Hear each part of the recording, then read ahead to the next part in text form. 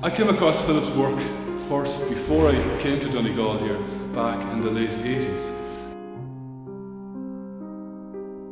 Philip won the GPA Emerging Artist Award in 1986 with a major work called Come What May, and it was, I suppose, obviously a very political artist responding to the troubles that they were seeing around them at the time in Northern Ireland. People like, I suppose, Rita Duffy and Dermot Seymour, John Kindness, Lockie Morris, who won the GPA award 2 years later in 1986. And these people were doing work, I suppose, that was very distinctive at the time, very energetic, very angry, and obviously caught the attention of the art world nationally and internationally. I subsequently met Philip when I came to work in Donegal, when he worked in particular with the Inishowen Carnival Group in the early 90s, or rather Beyond Borders at the time. And Philip was one of the main, I suppose, model makers with the Carnival Group at the time. A groundbreaking initiative that brought people from all over Inishowen together to create Carnival. And Philip was, as I said, one of the main people involved. Hugely energetic work, very colourful, and typical of the character himself.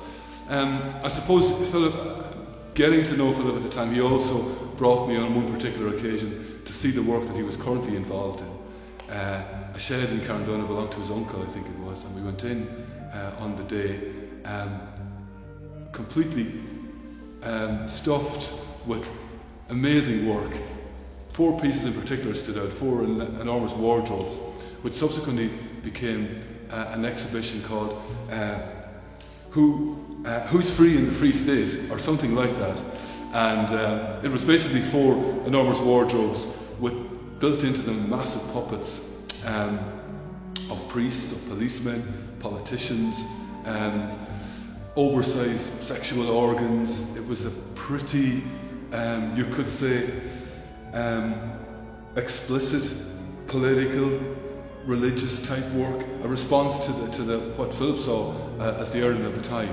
And again, obviously Philip's work, the continued political, social response in his work was strong then, and it's equally strong today in this particular show.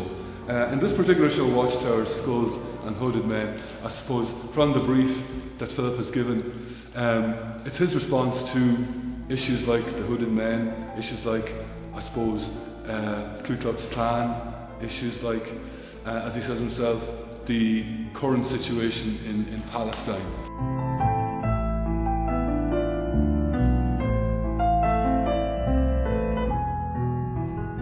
My name's Philip McFadden. I've been 40 years making art. Seems like a lifetime as a lifetime.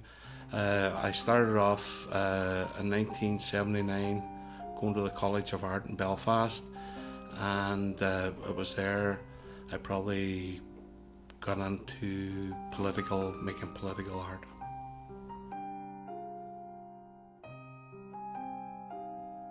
I've put together a body of work that dealt with the political landscape in the north of Ireland and drawn parallels to the political landscape in Palestine. The similarities between these two conflict situations are alarmingly similar. Both growing up in the north of Ireland, I too experienced a checkpoint and checkpoints on a daily basis. The dehumanisation of these checkpoints, the repetitive questions, your name, where you were going to, even though probably the same soldier had asked you the day before and the day before, and the badge on your school blazer told them exactly where you were going to at 9 o'clock in the morning. The Palestinian people effectively go through the same things daily.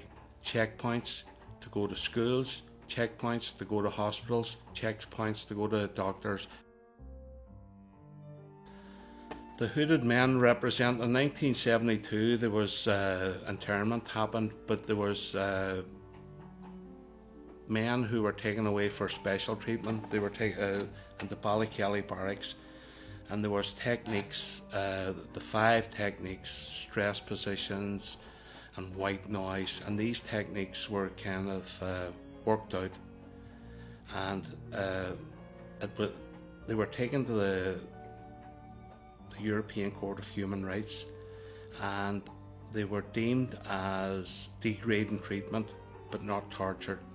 So since that, those same techniques are popping up in Afghanistan, Iraq, Iran, all used by unscrupulous governments. So in a very sick, strange sort of way, we, not obviously we, but we were the crash test dummies for these techniques. As I say, we as the people from the north of Ireland. So these, and I said earlier, these techniques have been rolled out by unscrupulous governments, and these same techniques are being used against the Palestinian people today.